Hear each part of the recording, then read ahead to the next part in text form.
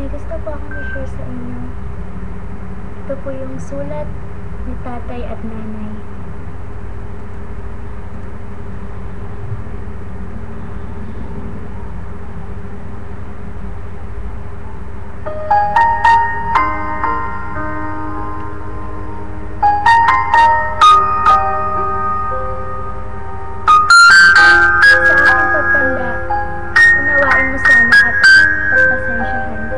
Kapag dala ng kalabuan ng mata ay nakabasag ako ng pinggan ay nakatapo ng sabaw sa pagkainan, huwag mo sana akong kagagalitan.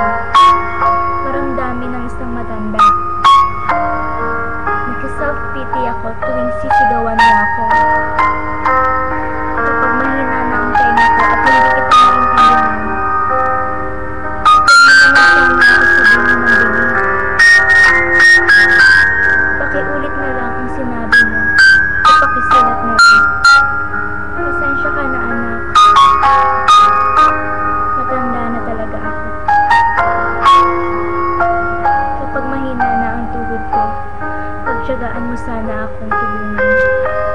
Katulad ng pag-alalay ko sa iyo noong nag-aaral ka pa lamang. Pagpasensyahan mo sana ako. Kung ako man ay nagiging makulit at paulit-ulit na parang sirang blako. Basta pakinggan mo na lang ako. Huwag mo sana akong pagtawanan o pagsawa ang pakinggan. Tatandaan mo, anak, noong bata ka pa.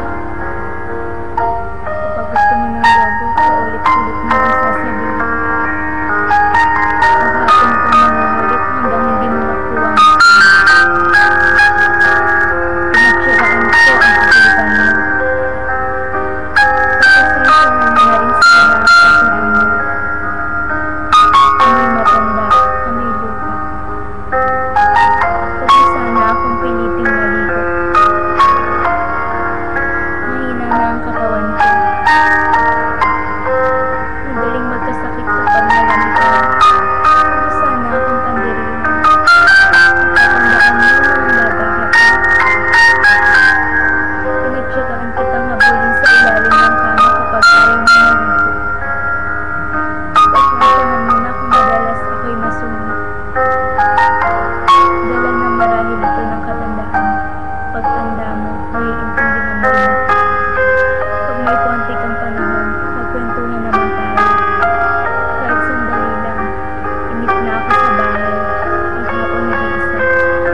Walang kausap. Alam kong busy ka sa trabaho.